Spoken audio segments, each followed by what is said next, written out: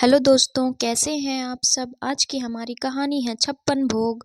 अगर आपको कहानी अच्छी लगे तो चैनल को लाइक, शेयर और सब्सक्राइब करना ना भूलें। कुसुम जी ने पूरी जिंदगी बहुत ही ऐश और आराम से गुजारी थी। पति सरकारी अफसर थे तो किसी चीज की कमी नहीं थी। गवर्नमेंट की तरफ से ही उन्हें रहने को घर, नौकर चाकर सब कुछ मिला हुआ था। ऊपर से उनकी गोद में 3 बेटे थे। सभी लोग कहते हैं, तुम तो बड़ी भाग्यशाली हो, अभी भी ऐश और आराम से जी रही हो और बुढ़ापे में भी 3-3 बहुएं तुम्हारी सेवा करेंगी। कुसुम जी को अपनी किस्मत पर बहुत ही नाज था। समय अपनी गति से चल रहा था।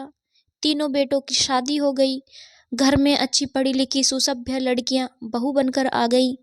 जिस दिन कुसुम जी के पति ने अपनी जॉब से रिटायरमेंट लिया था, उसी दिन से कुसुम जी ने भी अपनी गृहस्थी से रिटायरमेंट ले लिया। सारा काम बहुओं के ही जिम्मे था। यदा कदा अपनी पति और बेटे के कहने पर यदि किचन में कुछ बनाने जाती तो उस दिन मानो बहुओं की सामत आ जाती। कुसुम जी वैसे भी कड़क स्वभाव की थी। बहुओं के लिए तो वे और टिपिकल सास से भी ज्यादा थी। बहुओं को ताने मारना, उन्हें और उनके परिवार को कोसना पसंदीदा शगल था। बहुएं आपस में समझदारी से काम करने की कोशिश करती तो वह इन लोगों में फूट डालकर राज करने की कोशिश करती। रोज की इस तरह की खटपट से बहुओं ने अपना काम बांट लिया। रोजाना समय पर सभी अपना अपना काम कर लेती। सब कुछ अच्छी तरह से चल रहा था, मगर फिर भी कुसुम जी के इंटरफेयर के कारण बहुएं घर में खुश नहीं रह पाती। तभी छोटी बहू के जीवन में सुकून आया। उसके पति का ट्रांसफर दूसरे शहर हो गया। अब वह खुशी खुशी अपने पति के साथ चली गई। एक बहू के जाने से बाकी 2 बहुओं की जिम्मेदारी और ज्यादा बढ़ गई। दोनों में खटपट भी ज्यादा होने लगी। तब कुसुम जी के पति ने कहा, कुसुम, तुमने शुरू से लेकर आज तक घर का कोई काम नहीं किया, मगर फिर बहुओं से क्यों इतना काम करने की उम्मीद करती हो। एक तो तुमसे पीछा छुड़ाकर चली गई, कहीं ऐसा ना हो कि बाकी की 2 भी तुम्हें छोड़कर चली जाएं। कुसुम जी नाराज होकर बोली, ऐसे कैसे चली जाएंगी। मैं भी तो देखूं मेरे बेटे को लेकर कहाँ जा सकती हैं वे दोनों। कुछ दिनों के बाद ही बड़ी बहू अपने बच्चों की पढ़ाई का बहाना लेकर बड़े शहर में शिफ्ट हो गई। अब केवल मंझली बहू कुसुम जी के पास थी। अपनी दोनों बहुओं के जाने के बाद कुसुम जी को अपनी गलती का थोड़ा सा तो एहसास हुआ, मगर फिर भी उन्होंने काम करना शुरू नहीं किया, बल्कि बहू की मदद के लिए एक गृह सहायिका को लगा दी। एक दिन मंझली बहू के पिताजी की तबीयत अचानक से खराब हो गई और उसे अपने मायके जाना पड़ा। उसमें उसने अपनी हेल्पर की मदद से फटाफट खाना बनाया और मायके चली गई, मगर रात को लौटकर नहीं आ सकी। अगली सुबह जैसे ही वो घर में आई, वहां का नजारा देखकर हैरान रह गई।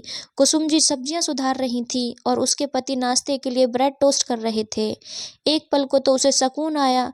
कहा, वह सोच ही रही थी कि घर आकर फटाफट काम करना पड़ेगा, मगर यहाँ थोड़ा बहुत काम किया हुआ था। अच्छा है, रात भर की जागी हुई थी तो थोड़ा सा आराम हो जाएगा। वह सोच ही रही थी कि उसे देखकर कुसुम जी चिल्लाते हुए बोली, बहू, तुमसे कहा था ना कि रात को वापस आ जाना, मगर तुम रात को वापस नहीं आई। मुझे ही सबके लिए खाने में खिचड़ी बनानी पड़ी और अब देखो सुबह से खाने की तैयारी कर रही हूँ। अब आ गई हो तो थोड़ा जल्दी जल्दी हाथ चलाओ। सब्जी सुधरी हुई है, मिक्स वेज, कड़ी पुलाव और राजमा चावल, आम रस बना लेना, और हाँ, पुलाव के साथ चटनी पीसना मत भूलना। कल तो सबने ऐसे ही खाना खाया, कम से कम आज तो सब लोग पेट भर खाना खाएं। सासू माँ की बात सुनकर बहू की आंखों में आंसू आ गए। किसी ने एक बार भी पूछना जरूरी नहीं समझा कि पापा की तबीयत कैसी है।